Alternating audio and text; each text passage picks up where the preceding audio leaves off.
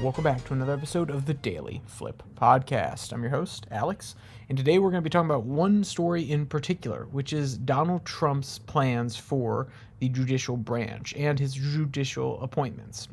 So, as we continue to go on throughout these next 4 years, we're going to see a lot of changes coming down the pipe, and there's no doubt there's going to be some return to normalcy. Well, how much is this going to be a return to normal? Is it going to be a 250 appointment like the last two presidencies, or are we going to see something a little bit smaller?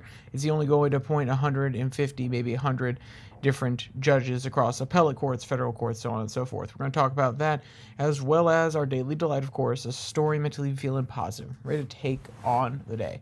That's enough rambling from me. Let's jump into our daily debate, and this one is actually has nothing to do with courts, but it's just something that is on top of mind as we go into this time when there's lots of snow across the Midwest and into the eastern part of the country where I am located, and we're going to have snow by the time this goes out, and I am deeply excited about it. Are you excited about snow? Are you a person who loves snow, or are you a person that doesn't like snow because it gets in the way, which I empathize with that argument. As I've gotten older, snow definitely gets in the way of your plans of getting to work and things like that, so I can understand why, or even kids' plans and having to plan around that when their school gets canceled. I understand why a lot of people don't like it now. I definitely didn't understand it as a kid, but what's your opinion on it?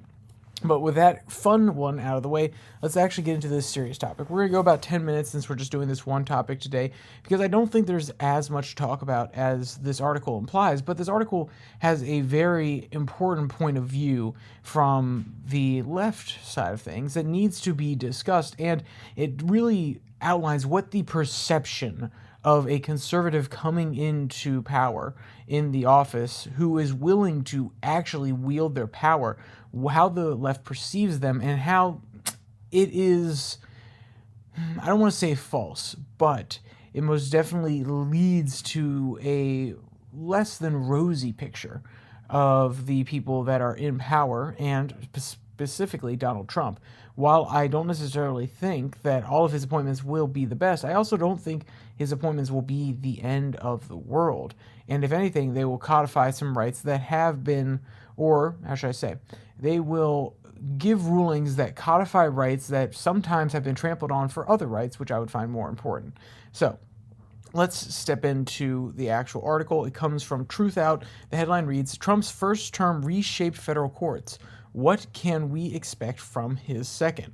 And it begins by giving some very important context about how many he actually appointed his first time, and also talking about what Joe Biden has appointed throughout his time. So, quote, the conservative shift in the federal judiciary that will continue to shape policy for the years to come. In just 4 years, 234 of Trump's judicial nominees were confirmed to lifetime positions by the Senate, including 3 to the U.S. Supreme Court justices and 54 appellate judges. And then we jump down to Biden's record, quote, but when he takes office in January, Trump will not have as many vacancies to fill as he did during his first term. 235 of Biden's appointees were confirmed to the federal bench, surpassing his record. Quote, in his second term, Trump could have the same lasting impact on the federal judiciary, question mark. How did his first slate of judges change LGBTQ plus rights, reproductive rights in this country? And will the courts still be a safeguard to challenge policies brought by a second Trump administration? End quote.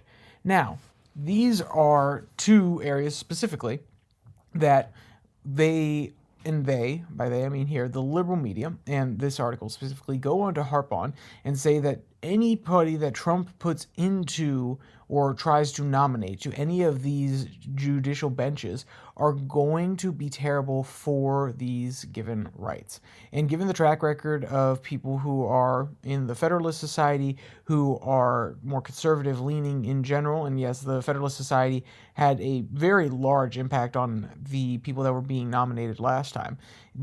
If your fear is that there are going to be rights like, and I'm listing off what the people would argue are essential rights or privileges, if you want to put it that way, that should not be harmed, touched, or banned, it would be something like gender affirming care. If you are a liberal right now, you're looking at some of these judge slates that came up during Trump and seeing their actions about banning or trying to restrict gender affirming care. And interesting that we use the word gender affirming care when we're trying to talk about this rather than sex reassignment surgery. Why don't we call it what it is? Same thing with pro-choice versus pro-life. You're either pro-abortion or anti-abortion. We don't have to put the propaganda terms on there in order to get your point across. Sex reassignment surgery. There you go. That's the actual name for it. Why do we have to have all these euphemisms?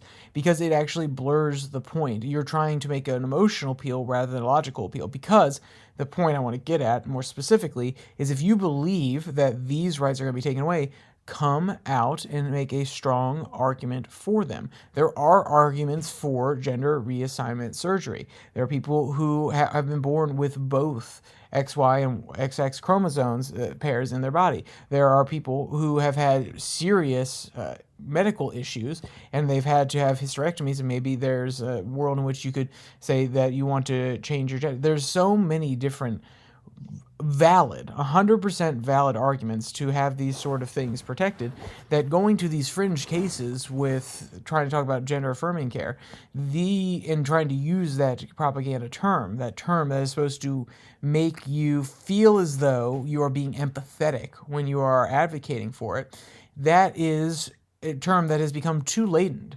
And when it comes to these different judges, they already have an opinion that is locked in on these sort of things. You're not going to be able to touch children. You're not going to be able to do this to any non-consenting adult, even possibly with parental consent, though in some places with parental consent.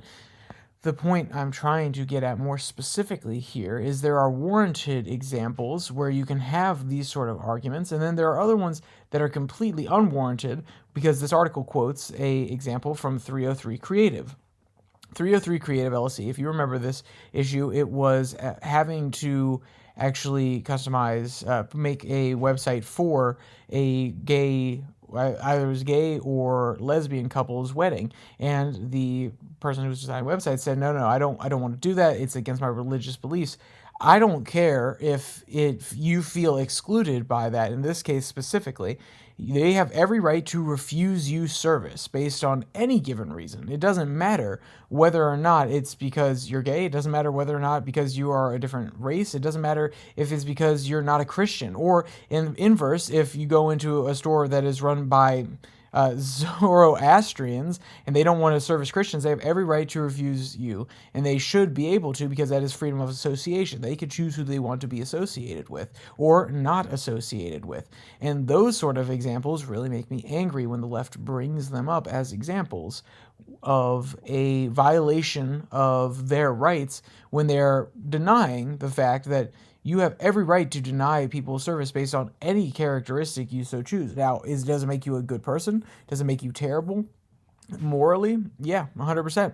And I say terrible morally, what I mean is if you're just going to say, oh, because of your outward characteristics, I'm going to refuse you service, yeah, that's 100% not okay. And if you want to go around and test everybody and see who's willing to do it and who's not, you can find all the people you find morally reprehensible and make sure that everybody else knows about them. There you go. But that doesn't mean you have the right to use the state in order to enforce your will upon those companies. No.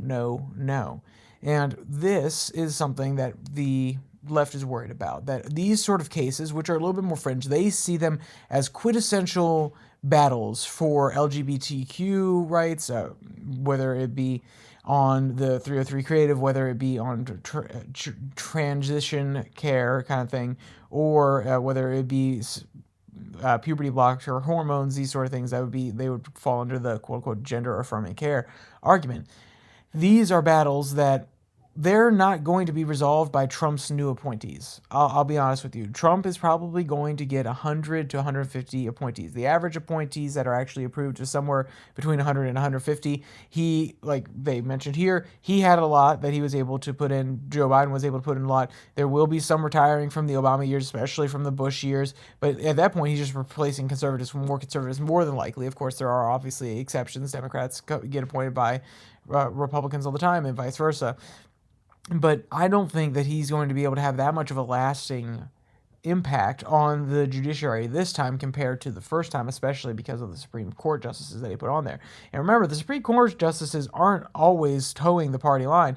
They didn't go in favor of the mifepristone ban that went in front of the Supreme Court less than a year ago. So the point being that this impact, this pretending that Trump will be the end of days for the integrity of the judiciary, is childish. It's absolutely idiotic.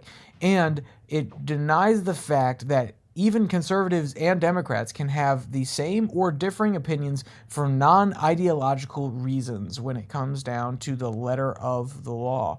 And that is to say that to pretend as though Trump can be the end-all be-all of this and can absolutely corrupt the system, is to honestly, one, impugn the judgment of the people. It is to say that we don't trust your judgment as members of the judiciary, but it's also to seemingly remove their agency as though they will only do what he wants. Then again, I understand that's a little bit of a stretch. You could say, well, if a conservative is going to point more conservatives, then you can see these sort of things happening just because they align on ideological reasons. That's fair enough, but it doesn't have to be a doom and gloom scenario where everything is the end. Because guess what? You have a chance to get somebody else in there in 4 years. It's 4 years. You only have one more Trump term. So make sure you're lining it up. Make sure all the people that you want to be president get a lot of airtime so that they are ready to go when the time is right and get out there on the stage. I've already gone longer than I wanted to on this one.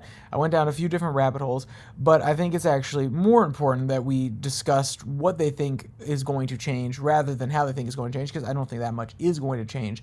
And understanding the perspective of a person who is liberal and is looking at this situation is very, very important. You have anybody, if you're a fellow liberal looking at some of these liberals who are going to doom and gloom and you don't understand, you got to be able to empathize. If you're a conservative listening to liberals, you have to be able to empathize and understand where they're coming from. That doesn't mean that they're right, doesn't mean you have to agree with them, but understanding the root of their fear, of their anxiety, will allow you to better communicate with them.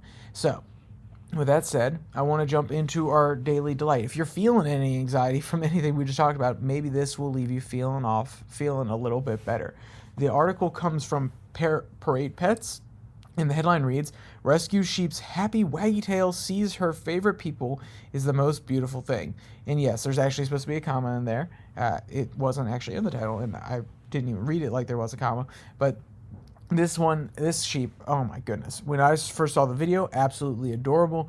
The comments, everybody's absolutely loving them. It's when they first see their parents, they get that little smile of joy.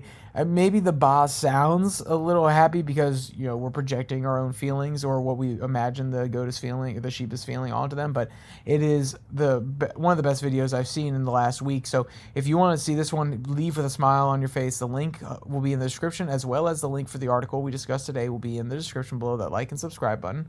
Also down there, you can find the podcast on Spotify, Pocket Cast, Podvine, as well as the Twitter handle at Your Daily Flip. And if you come back here Tuesday or Thursday, then you'll be able to hear 6 and 6. It's 6 stories from around the world in 6 minutes or less. It's international news, trying to be quick and snappy so you can get a little bit of a taste of everything going on outside the United States very quickly. And it's downloadable on Spotify, and you can just come watch the video here on YouTube. So with all that said, there's only one more thing to say. Stay safe, don't die.